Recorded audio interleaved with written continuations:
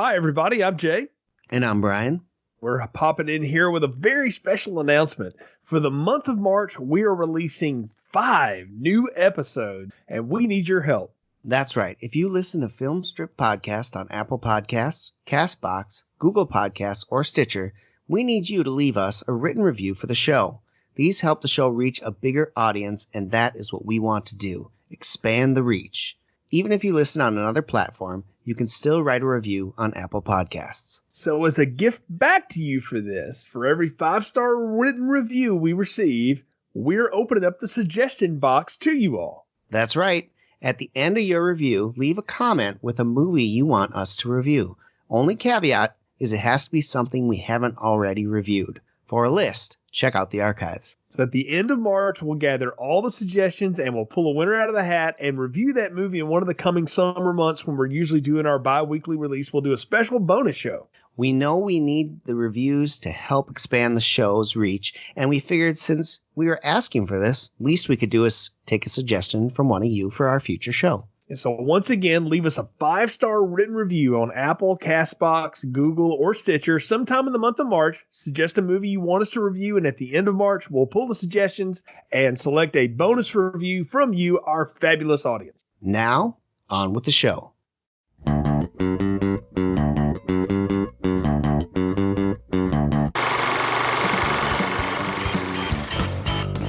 Welcome to Film Strip. These podcasts are spoiler-filled as we discuss the plots, characters, and themes of the films in review. All content used or discussed in these podcast episodes is the property of the respective owners and used under the Fair Use Act, Section 504(c)(2), Title 17. Welcome to Film Strip. I'm Jay.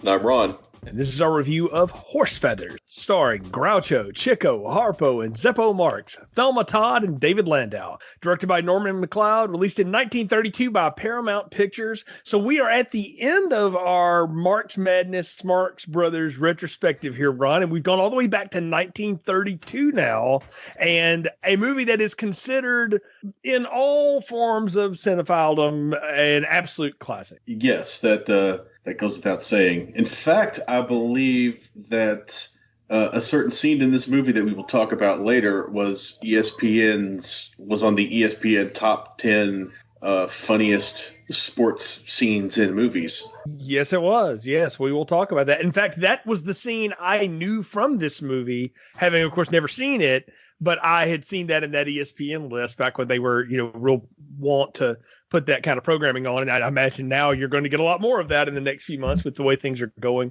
around the world. So maybe it'll come back up and we can talk about it, but it's definitely apropos. But again, like I said, no reference for this one other than just sort of in broad strokes what it was about. And I have a lot of thoughts about it, man. As someone who spent 20 years now working in the field of higher education, I am blown away at how this 90-year-old movie really has nailed much of the politics that still exists today. Yeah, one of the best things about rewatching these Marx Brothers movies is just how, not necessarily timeless, because there's a lot of stuff that's of the time, but they're also pretty wildly, to me anyway, they're pretty wildly ahead of their time. And things like higher education and politics particularly don't necessarily change all that much. Yeah. To steal the quote from Richard Nixon on Futurama, computers might be twice as fast as they were in 1978, but the average voter is as drunk and stupid as ever. I also think time is a flat circle.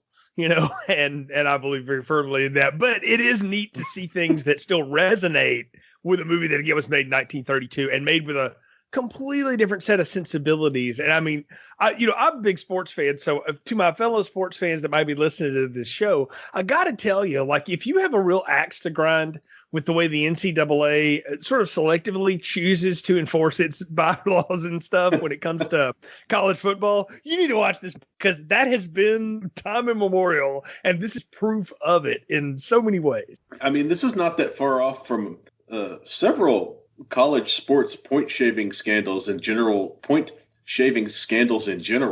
So not necessarily point shaving is going on, but there's definitely gamblers attempting to influence the outcome of the game. which is a problem that is, still current throughout pretty much all levels of sports. Well, I was just thinking of Tim Donaghy. Oh, yeah, the real life stuff too. Yeah, you're right. I'm thinking of all the movies. I'm thinking of like Blue Chips, Nick Nolte yelling at that kid while listening to Jimi Hendrix albums or whatever. Because I rewatched that recently. So I had it in the front of my brain as I watched this, and I thought, oh, holy cow, yeah, all this is still very much there. Or the guys that ran the McDonald's. Oh, yeah. And I mean, here in the great state of Kentucky, we have our own history of FedEx packages full of money going to basketball players. I can't imagine why that would be the case, but yes, it's definitely timely. But I do think it's neat to note of the time period of where the Marx Brothers are. This is the earliest of their Paramount days, right? Like this is them just starting their film career. Oh, they've been in a few things before, but this is this is the first of their, or one of the first of their golden era. I think the one I kept confusing it with all throughout the week of preparation for this, Animal Crackers, is the first of their golden era films, but this one remains one of their most popular ones for obvious reasons, I think, because like you said, it holds up a mirror to academia and the politics therein that is surprisingly still relevant now. Yeah, it really does, and it shows light on a number of different issues, and it's also notable for a few specific scenes and things that we'll talk about as we get into it. But I can't imagine, again, there's a lot of people that probably haven't seen this one, Ron. So do tell us what Horse Feathers is all about. All right, Jay, I sure will. Huxley College is a great institution of higher learning, but a terrible football program. Think Vanderbilt, but more hapless. When Professor Quincy Adams Wagstaff, Groucho, takes over as dean, his first order of business is to improve the football team and win Wagstaff's first game since 1888, with a little help from his son Frank, Zeppo. Frank clues his father in on a couple of ringers who hang out at the local speakeasy, and after getting the address, Quincy heads off to hire the two goons. After some shenanigans with the guy watching the door, Baravelli, that's Chico, he recruits bootlegger Baravelli and dog catcher / bootlegger Pinky, Harpo, to join his football team, thinking that they're the two big superstars who are going to help Huxley win the rivalry game with Darwin. Meanwhile, a shady gambler named Jennings, David Landau, is conspiring with the college widow Connie, Thelma Todd, to seduce Frank, Quincy, or anyone else, and get the plans for Huxley's football team. After some romantic shenanigans and several music performances, Wagstaff gets Pinky and Baravelli to go and kidnap the two ringers, or at least try to. Tables get turned and they end up getting locked away by the ringers and have to saw their way literally out of a boarding house and end up rushing to the game just in time to make it for the last quarter. Though, let's be honest, even if Darwin knew every play Huxley was going to run before they ran it, once the four Marx Brothers hit the field, it's every man for himself. Hijinks ensue, the hidden ball trick is run to perfection, Pinky bites a guy's finger like a hot dog, and eventually, thanks to a borrowed garbage cart being ridden like the USC chariot through the field, Huxley wins the big game, Jennings loses all his money, and the four Marx Brothers make out like heroes as credits roll. That's an excellent plot summary to get us through what is really a two-gag show. Like, honestly, it's Groucho completely sending up higher education and talking about Zeppo as if he's, so much years older than him, and he's his, disappointing son, and him being kind of lecherous. That's all one subplot. And then we have Harpo and Chico running absolutely roughshod through the rest of the sets, Bugs Bunny style, sawing through the floors. And I know Bugs stole it from them, so whatever. And then the most hilarious football stuff. I was surprised how much football there was. Like, at one point I thought, oh, that's just going to be like some stock footage. And then they put them on the field and we're getting plays, and Chico is talking so much trash. I'm thinking back to the program and the big middle linebacker that was always talking about what he was going to do to the running back's mother. I'm like, wow, it started back in the 30s. So I guess that was how it goes back then. Yeah, everything's got to start somewhere. And I imagine trash talking is a tradition as old as sports. Right? Yeah, you can imagine the Greco-Romans talking major trash before they, ran laps around each other or whatever they did. I don't know. I didn't study that part of history well. But point being, we have hilarity here right out of the start. And what I love is that the dean's entire purpose is to make sure the football program doesn't suck instead of like the other way around. But I wanted to ask you something because I noticed something about the Groucho appearance in this movie that I hadn't noticed before. He has started a couple of these movies with his back to the camera, but this is the first time I've seen him applying, or what appears to be applying, that painted on mustache thing. And was that like part of his gag on stage, and that they just brought it to the screen, or what? That I'm not sure of, but that is that's a pretty funny bit. Most of these things started as stage shows, so I could definitely see that being Groucho's big introduction on stage.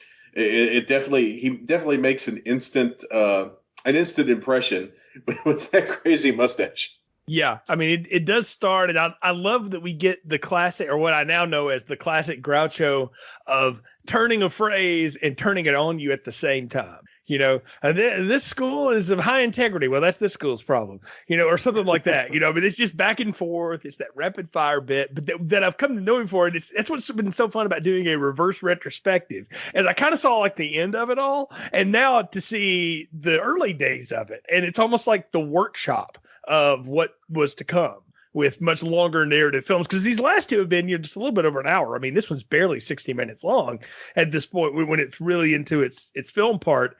And I'm surprised how well that he keeps that going and keeps that energy up. And it's actually pretty remarkable how energetic the whole movie is, considering Chico, a really bad car accident, and filmed this with multiple broken ribs and a shattered knee. Wow. And as much as he's up and down during the movie, that is amazing. They had to, this is one of the few times they actually used a body double for some of the football scenes.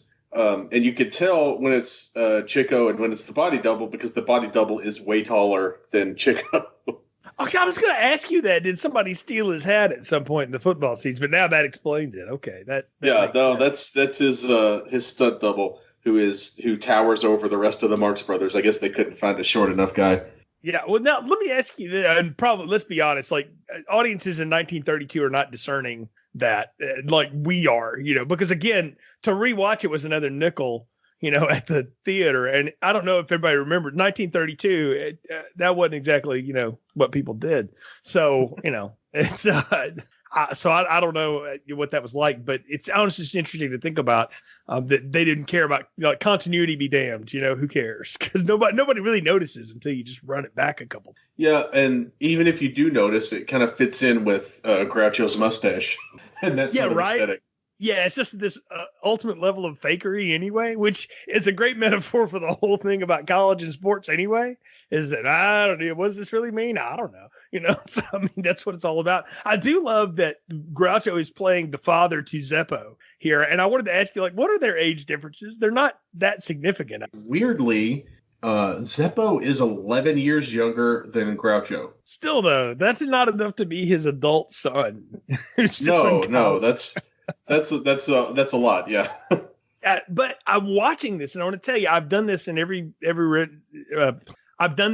episode, and I just couldn't help myself but do it again. But I thought about, okay, what's my more modern, or at least my idea of growing up modern, correlation to that? And I thought about what I consider to be a classic comedy of the 80s, Back to School, and Rodney Dangerfield and Keith Gordon, who I think Keith Gordon was a good bit, you know, younger than Rodney, but almost to the point that it's like Rodney Dangerfield has a kid that young, you know, so it's almost the reverse of this. But I thought about that because a lot of Rodney Dangerfield, I do feel, comes from Marx Brothers sensibilities. Like if the Marx Brothers had really been able to do what they wanted to do, they probably would have sounded a lot like what we know Rodney Dangerfield stand-up sounded like. Yeah, they definitely would have, because every movie that the Marx Brothers made has every movie has at least several jokes that didn't make it past the censors, including this one. And this one is a pre-code movie, so they're able to push it a little bit further than they normally would, or that they would have a few years later after the Hayes Act. But there's still quite a bit of stuff that was cut out of the movie, particularly stuff involving Baravelli and the college widow Connie. Yeah, let's talk about Connie for a minute, because I feel like for the second movie in a row that we're talking about here now, we've got a different take on the female. We've got a femme fatale involved, right? Which is a different thing than maybe what we had we're used to in those later movies where it was more like female foibles and stuff like that, and sort of the sweet girl next door. But in these, Duck Soup and in Horse Feathers, you've got a legit femme fatale as an opposite. And Thelma Todd is pretty steamy, man. Yeah, she's both pretty steamy, and she is also was quite the accomplished comedian herself. She and Zazu Pitts were put together by Hal Roach as a female Laurel and Hardy type team. So by the time she's in this movie, she's already a pretty well established comedy star. So in that sense, she kind of is like a solid Margaret Dumont type character, even if they're playing two completely different archetypes. The Steffi Widow versus the hot to trot, for lack of a better term, floozy sort. Well, I mean, she dresses like a floozy. She acts like a floozy. She's got men in and out of her bed. I'm not being sexist when I call her a floozy. I don't think that's unfair, because Raquel Torres plays the same character in Duck Soup. It's the same thing. She's just dark-headed and very confident too. I think that's the other thing that I found interesting, was just how she's not played like a moron. Like, she clearly knows what she's doing and is involved in it and is willing to literally do anything she can, use her feminine wiles, as it were, to get the plans to make sure this football team loses. It's certainly not the kind of character you would expect from a 1930s comedy, because she's not docile. We've seen most of the women in Marx Brothers movie either be the butt of the jokes or to be the romantic part of the romantic lead pairing and the person that the Marx Brothers can rally around to help. But in this case, she is a schemer, and she is a troublemaker, and she plays dumb when it suits her. But the rest of the time, she's as sharp as a tack. And she is as into this plot as anybody else would be. Yeah, and let's talk about Jennings' plot here, right? So he's got money on the game, and he definitely wants Huxley to go down. So even so, to the point that he's brought in ringers. But my question is, for a team playing another team that hasn't won a game since 1888, why do you feel the need to go out of your way to cheat, Darwin, and beat this team? It would be like if Alabama paid refs when they played like one of the cupcake Sunbelt teams that they knock off every year. Like, it's not necessary. You're probably going to be okay otherwise. Maybe he had to beat a really high over, or maybe they didn't really laid out the terms of the bet, so I don't know what he was trying to bet. Yeah, well, of course, it's obviously not going to be a straight bet. You're not going to take a straight bet on. Well, I guess you might be able to take a straight bet on Darwin versus Huxley, and you would have to put like $1,000 up to win 10. Yeah. So either he took the over, or he took the under, and he wants to stack the defense, or or the spread is like 35 points or something ridiculous, and he wants to make sure they beat the spread. Right, or better, the way the game is played, until the Marx Brothers all get on the field together, Darwin is beating them 12-0. I mean, they're grinding them to a halt. And part of me was like, is he got money on like a shutout and like maybe the under on the points? So he wants Darwin to win, but like not cover? I don't know. I don't necessarily need to know. I just find it interesting that the plot is there's this gambler that's gonna make sure the game goes his way by hook or by crook. And I'm like, but it's over a team you beat all the time. I just find that hilarious. Which I think is part of the joke, is that, well, cheating happens even when you don't think it should, because that's what cheaters do. It's like the Darren McGavin character in The Natural that's telling Robert Redford, like, I once bet, a lot of money on 3-pitch balls. The guy beat me on it, but I got him on the other side, which means I hired Barbara Hershey to shoot you in a hotel later. But spoiler alert, by the way. But I mean, really, I felt like I was watching that again, because it's the same time period. Obviously, that was made in the 80s, but it felt the same, and it felt true that character obviously comes from some of this stuff. And honestly, it's the games where a lot of the games where you see point shaving and those sort of gambling type shenanigans going on is when it's a heavily favored team playing Little Sisters of the Poor, and they know they can win, but they just have to win by less than 30. Well, and then you get the under bet, and that's where all your money comes in, and that's what you would make the arrangements for. So maybe they did have these two guys there to. Maybe they did have the two ringers to kind of bolster the defense, and that would be the whole thing about having their signals, right? I mean, we saw that in baseball last year.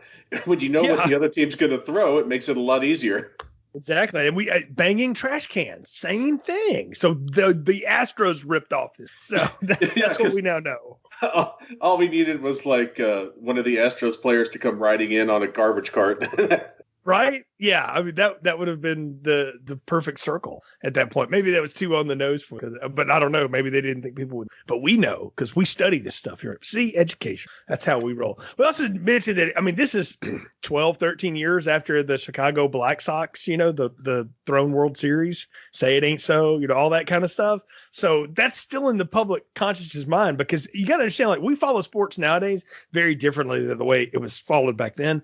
There wasn't this round the clock coverage and stuff. It was you read a newspaper and then you maybe got a news story the next day, right? But people just consumed it, from the print. And baseball writers have the most power over of any set of journalists on a sport, maybe next to like boxing, or professional wrestling, which isn't really a sport. But anyway, they have a ton of power in the way that the story is shaped, even to this day. But back in the 1930s, man, they were how the story was shaped. So you could get why the sensibility would carry over. People that would still be fresh in people's mind when they were making this movie and doing this send up. What I want to know is why the send up on higher education and sort of the stuffiness and you get the two associate deans or whatever going like we've done these jobs for a number of years, we just haven't been paid yet, or whatever, but we'll keep doing them because it's safety or whatever. That's a great question, and I'm not sure what was going on in the country at that time to have people react so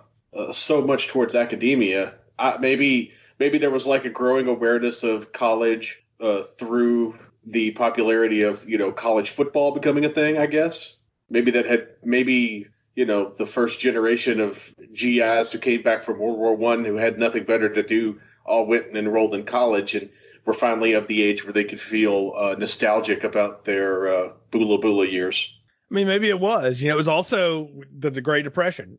People go to college, and it seems like, these people sit up in their stuffy ivory towers, and they don't really contribute anything to society. I mean, people say this today about college and the college environment, right? So it's different. So I just think it's funny the way that all the humor is about how superficial all of the experience really is, but how when you say it in a stern voice and with a broad chest and you have a robe on, all of a sudden you're some sort of expert. And to no better be examined than the classroom scene where Harpo, Chico, and Groucho go to absolute hell on this poor biology professor or whatever he is doing. We've got everything in that. There's all kinds of gaps. Yeah. That movie is just chock full of stuff, and it's pretty great. If it's not for when it's not Harpo and Chico, then Groucho comes in and also joins in running the guy ragged. And I have to say, this movie contains some of the most savage Groucho one-liners of any of the Marx Brothers movies. Like he is just letting people have it with both barrels. It's amazing. Yeah, he is throwing daggers in this one, man. I was like, Groucho, don't hurt him. I mean, come on. I mean, no, he is really savage. And I think that's part of what happens because you have Chico doing like the Italiano accent, which we saw in Duck Soup, which had been dropped for Day at the Races and Night at the Opera that we saw. But he's doing that and he's playing that up heavy, heavy, heavy. And then you've got Pinky, which I have now decided that character is the one constant in all of these movies. These other people are just different people that sort of look similar, but that one guy has just fallen through all of this somehow because it would be the kind of person like the Jerry Lewis character that just fell through all those movies for years. They're all part of the same universe. And he is kind of the constant because he is sort of the immortal trickster god character. I mean, he gets so much use out of hammer space in this movie. Like, he's just pulling... I mean, he pulls a steaming hot cup of coffee out of his pocket. He pulls an axe out of his jacket.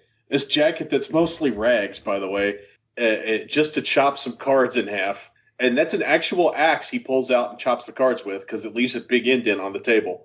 That's not a gimmick, and those aren't gimmick cards. He literally chops a deck of cards in half. I mean, that's the sign of a performer that has done that gag 100,000 times. And now it's just getting recorded on celluloid. That was just part of the gig. And the thing I found about Harpo is he's always silent, as we know.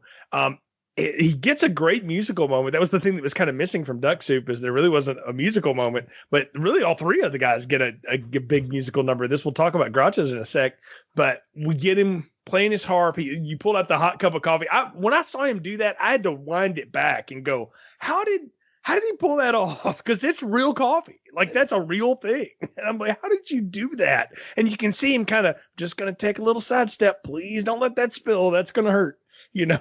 And hand it to the extra, like, help a fella out. Here you go. And okay, I got some coffee. Goodbye.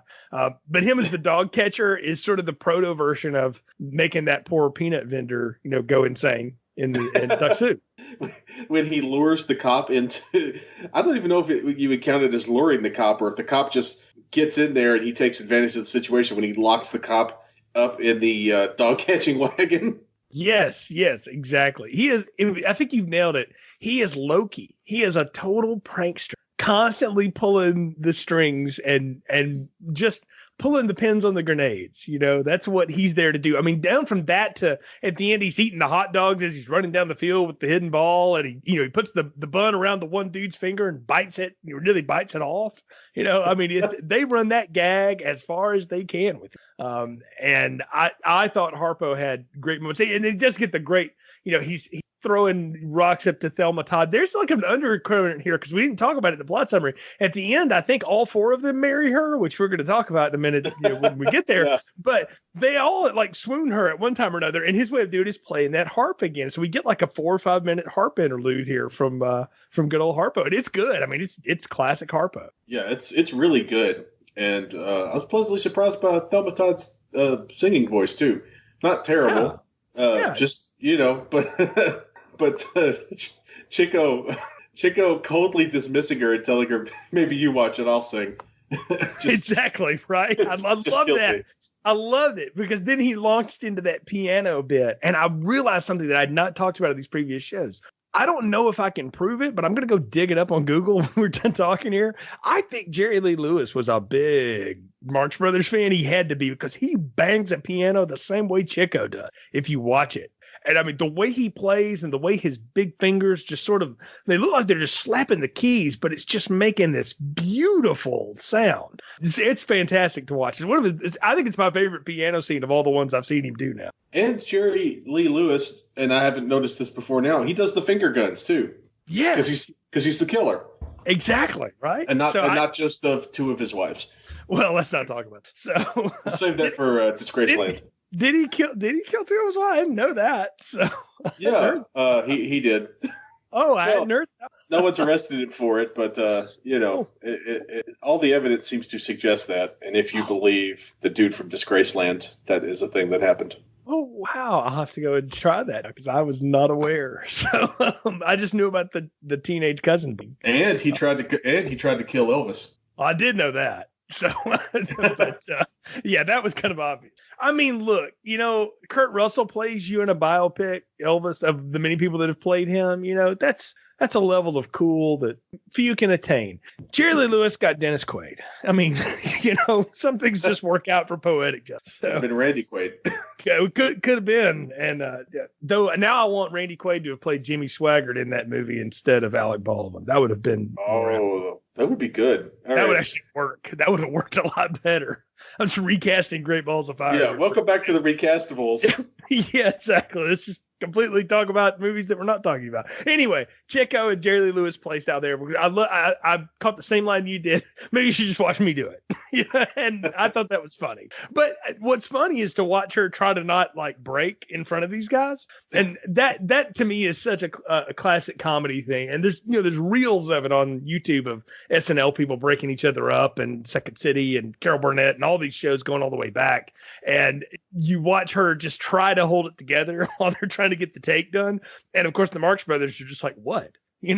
And they're so far ahead on her. You can especially see it in any of the scenes where the Marx Brothers try to kiss her. Especially when Chico is on the couch with her, she turns away from the camera to hide her laughter. Yeah. So she won't ruin the take. it's really well done because it's not something I'd noticed until recently that especially in that particular scene, but throughout that whole scene, she is struggling to hold it together, and credit to her. I don't know how many takes she probably ruined, but she got one, and I think that's more than I could have done.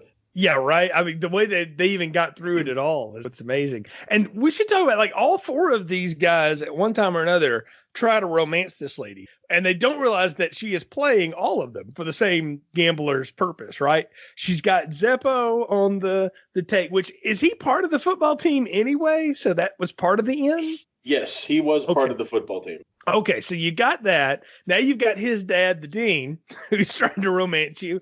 That's a Lifetime movie, by the way. Yeah, I mean, really? Come on. That's okay, sure. So you got that, and then you got the two idiots who are coming after her too. And I'm like, this woman gets a lot of attention, and she plays them all a little differently. Like she acts the most quote normal with Zeppo, I think. She acts kind of like the little, I don't know how to say it. Like she does a lot of the baby talk with Groucho, which he has great responses to. And then she just seems to sort of musically swoon to the other two guys. That's the end. Yeah. She tries the baby talk on Groucho, but it doesn't really seems to have the opposite effect. Yeah, I mean, he basically tells her he's going to drown her if she keeps it up or something like that because they're in a canoe together. That's going to kick her teeth down her throat. Yeah, I mean, yeah, even worse, right? Yeah. Okay, so let's talk about this because this is a total reverse scene. Because in the romantic story, the lady's laying up front and is humming a tune while the big strong man, wipes the canoe down the river. And no, this woman is canoeing down the river while Groucho is playing a guitar. What's up with that? Groucho secretly was a huge guitar fan. All the brothers played some sort of instrument, some of them several instruments, but this is the first time you really get to hear Groucho playing the guitar, and it's kind of undersold here because it's not really in the character to be proficient at a thing to that degree. But he was actually a pretty accomplished classical guitar player and a huge guitar fan. I do love at the end of that scene, he plays and he just chucks it into the lake or whatever. Just like down with that prop. And then there's an actual duck following her, which is there. But I like it. I like him and her here together. I will say this, for most of the time when they put these women across from, like Margaret Dumont has a chemistry with them that is all about comedic timing and things like that. Raquel Torres was just, again, sort of in the shadows in Duck Soup, so I don't really know how to talk about her. This woman, Thelma Todd, has like genuine chemistry with each of these guys, and it works on different levels. That's a hard thing to do for an actress to be able to play four different people and react to them three different ways. Yeah, and she's got there's a different vibe to her with every one of the Marx Brothers, which is pretty impressive, to be honest. Because it feels genuine in every case, and you can see how she was so successful at least getting into Frank and Wagstaff's good graces. Oh yeah, easily, because there's just a couple of meatheads. Oh yeah, and when Harpo is down there throwing the rocks, and she comes out and sees him, she lights this big old smile on her face, and she has a cute little wave, and then he goes off to play the harp for her, and she's there enthralled, and it's a really effective long distance courtship because she's charmed by his she's clearly charmed by his fun quirks and his strange whimsy, I guess. I think what would have made it a complete circle for me, because she has a different energy when she's with Landau, because she's clearly in on it, like, she's right. She's just as evil. But what I'd love to have seen is her to turn on him some way in the movie. I think that kind of happens, but it doesn't really get established. I would have loved to have seen her do that, because I think Thelma Todd had the range to do that. And it would have been a fun thing to see her character actually go, no, here are the real plays. And by the way, lug number one player that they've hired or whatever doesn't tie his left shoe or some nonsense. No, that would have been an interesting development, but I think that would be a little too much plot for a Marx Brothers movie. Yeah, I'm asking them to do something that they refuse to do. I mean, again, they're at the height of their anarchy powers here. So the fact that there's any plot at all is amazing. I dare say that plot summary you wrote, that's about as good a through line as we've ever had with one, maybe next to like After Last Season or The Room, where there's really no plot, or The Refrigerator, something like that in the archives. But yeah, there's really no plot. It's all about the craziness, and it comes down to that football game. And like I said in the opening, I was really impressed by how much of the football we actually got. I didn't think we were really going to get any, but we got a good solid 15 minutes of that. Yeah, and we saw them actually running plays, which was wild. And I got to say again, man, as a guy who did a little high school football on the radio and stuff like that, the team that I used to do some of that stuff for ran this offense in 2018 and all that kind of stuff. They ran the Notre Dame box. It was as simple as you think it is. And you know what? They still won 12 games doing it. Nobody could do anything about it when it's done right. And I loved watching that because, again, as a fan of the game and still seeing teams do that to this day, it's kind of funny. Yeah, when the NCAA football games were a thing, I would always have at least one like single wing formation or a triple option formation with the two wing backs, because there's nothing quite as satisfying as breaking off like a 10-yard gain on an option type play. Oh yeah, there's a reason that the Surface Academies still run those, and Yep. Paul Johnson. Yes, exactly. Yeah. There's a reason people still go to that. And it's fun to watch them do it, though, because I think the best one is Chico is the one calling all the plays out. And it's always some like random Ryan. Well, we think we go left this time, or whatever it is. And I love his little cadence because he never breaks face. He's always just dead serious. He's just straight ahead with it. But it's some of the goofiest stuff you hear in the whole movie. Yeah, of course, he's the brother who gets the goofiest things to say anyway, next to Groucho, or possibly goofier than Groucho, because at least Groucho is able to be bemused by the things that Chico says, but Chico has to keep it straight the whole time. Yeah, that's the genius of Chico's comedy, is that he can be just as snarky and just as, turn the comeback on you as Groucho, but he never smiles. He never frowns either. He never really breaks the straight roll. He just sort of throws it out there. And he also uses those turns of phrase, like, oh, if you got a Winnebago, no, I never seen one of those go by, or whatever it is, some of those different lines that he's got. And so to be no better evidence than when they're at the speakeasy and they're doing the whole, like, the password of swordfish. And I love that. I love that whole bit is what, go look that up, because it's like, horse feathers, swordfish, and you'll find that clip, and it is hilarious. Yeah, that's really funny. And I'm laughing just thinking about it, because they just cram so many puns. There's a different pun in every line, and it's amazing because, it starts out with, aspirin. You got to remember what calomel is. It was like a 1920s, like, if you look up what calomel is, it's basically like BC headache powder, that kind of drug. Yeah, yeah. And that leads right into the I'd walk a mile for I'd walk a mile for a Camel reference to Camel cigarettes, old school slogan from back in the day. And if you look up some of this stuff that's going to whiz past you, it makes these exchanges even more rewarding. Yeah, and the thing I'll say, though, is even in 2020, if you don't know what any of that stuff is, it's okay, because the way they're doing it and they work off of one another and one dovetails into the other. It's like watching, well, I'll use my wrestling reference here again. It's like watching two wrestlers just do move after move after move after move, and they call it chain wrestling, where Ric Flair and Ricky Steamboat used to do this all the time together, where they'd go from one hold to the next, to the next, to the next, to the next, to the next, and then boom, somebody would hit the mat.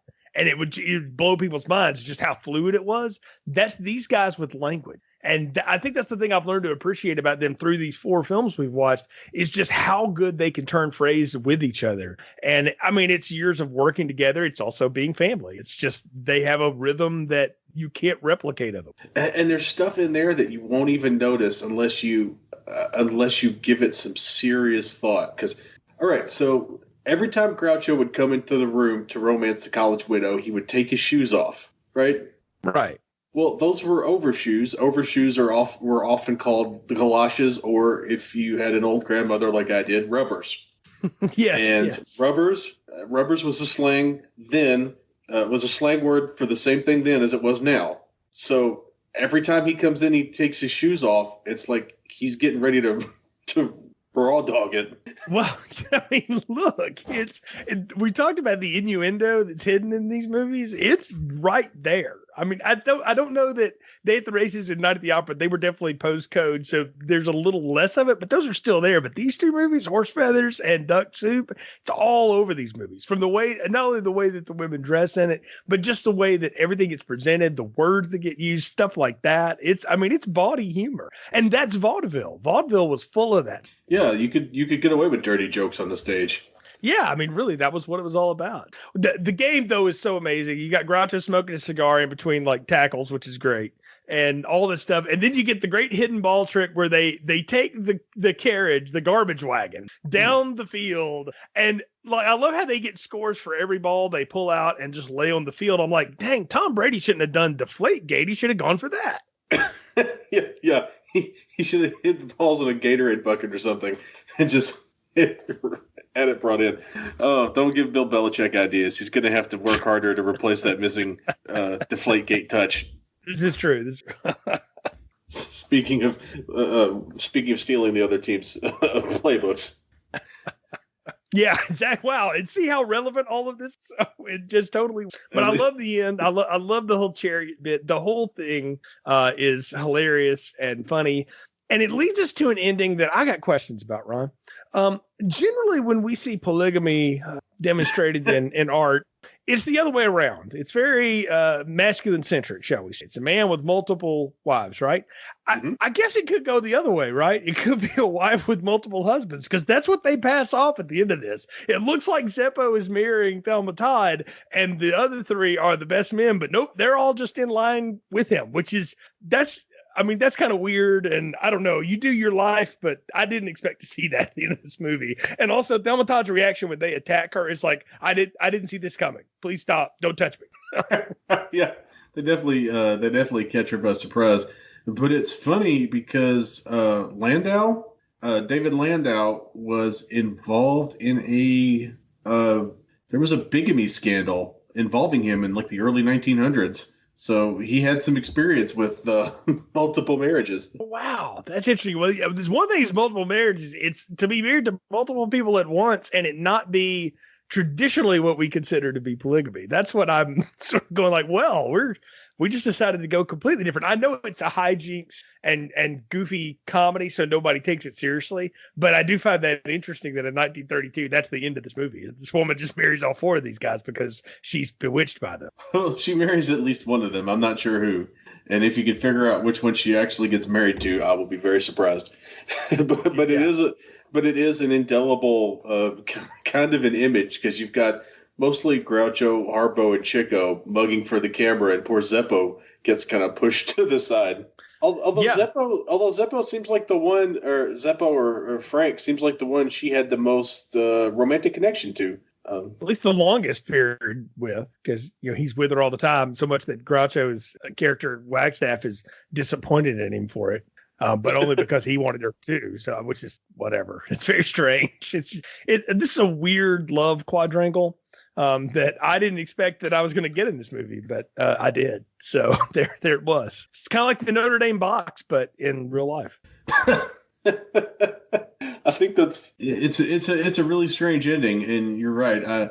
I try not to think about it too much because it's an alternative lifestyle. I don't think I'm equipped to come to terms with, particularly since it involves a father and a son and an immortal trickster god. Yeah, there's strangeness going around on that we just don't need to touch anymore. I've probably made this very strange and uncomfortable for everyone, but hey, that's the spirit of the Marx Brothers. So, well, it's time to give final thoughts, recommendations, and popcorn ratings for the movie. So, Ron, what are yours for Horse Feather? I have to go with an extra large popcorn. I had a blast with this movie, and it was a lot of fun to kind of sit back and take it all in, and to notice things on this viewing that I'd never noticed before. And I've watched this movie quite a lot. I've watched the football scene more than anything. Between the football scene and the swordfish scene, this has some of the most classic Marx Brothers lines and classic Marx Brothers bits out of any of the films. And there's a reason why it's one of the 100 funniest movies of all time. There's a reason why it's got one of the 100 best movie quotes on the AFI 100 years list. This is a great movie, and it is weirdly relevant to life today in a very strange way. Because we being modern people are much more hip to the ways of gambling just by growing up in a post Jimmy the Greek world. But it's weird to see that the kind of stuff that was going on then is the kind of stuff that still goes on in sports today. Oh, absolutely. Except not as many garbage can chariots. But, give Bill Belichick an off season to work on it. Knowing a little something about the bourbon industry, as I do being from Kentucky, the scene where Chico uses the same big bottle of hooch to fill both the bottle of scotch and the bottle of rye. Yeah. I lost it. Yeah. I thought that might hit home a little close for you. I was like, I see what you're doing, Heaven Hill. Exactly. I echo you on that, man. It is one of those timeless pieces. I mean, that scene alone, a picture of it made Time Magazine's cover in 1932. That's how big a deal this was. And it's been so fun to go back and talk about these movies because of all the things, again, we've talked about that they influenced and that, or just outright stolen from them, through the years. It's been astounding. And this is right up there. And I see why people love this movie. It's full of great gags. It doesn't have a scene as impactful as that mirror scene from Duck Soup. I mean, that is just comedy, platinum and diamond in my life. But the swordfish scene is great. And it's the precursor of so many great things to come. One to think about, like the stateroom scene and Night at the Opera and some of the other things that they pull off. Sort of the genesis of are right here. And then the football stuff is great. And the send up on higher education is still timely and funny. It's an extra large popcorn as well. This has been one of the highest rated series we've ever done in film strip history in almost 10 years. I don't think we've done anything less than a large popcorn on any of these movies. And so it's been really fun to go back and talk about them. And it wraps up an interesting March. It's March Madness. And I mean, goodness gracious, a lot has changed in the world. We all are aware of that. And so we hope you guys have enjoyed this and had a good laugh with us along the way and enjoyed what we put out here because it's been a fun retrospective. So, Ron, tell folks how they can follow you on the social media and what you've got going on writing over at Den of Geek right now. You can find me on Twitter at Hollywood Ron. You can read my writings at Den of Geek. Right now, I will be working on The Walking Dead and Westworld at the same time. So there's a lot of unreality happening in my world, and I will no doubt have many other things waiting, including after this goes live, it will be a couple weeks, and then I will be doing the weekly review / recap of the new Walking Dead young adult themed series, World Beyond. So check that out if you like zombies meets. I'm not sure what it's going to meet yet, but I'm going to hazard a guess and say zombies meet Riverdale, but not Afterlife with Archie type, but close enough. Folks, again, you can find more episodes on our website, filmstrippodcast.com, as well as feeds to everywhere you can subscribe and download the show. Google, Spotify, Apple, Stitcher, you name it. We're there. You can follow the show's social media at FilmstripPod on Twitter and Instagram, and also Filmstrip Podcast on Facebook. We appreciate your support. Stay safe, everybody out there. Have a good laugh. Enjoy podcasts, and we'll be back again soon. Until next time, for Ron, I'm Jay. Thank you for listening to Filmstrip. Thank you for listening to Filmstrip. You can find more episodes on our website, filmstrippodcast.com. The Filmstrip theme music is produced and performed by Frozen Lake 121.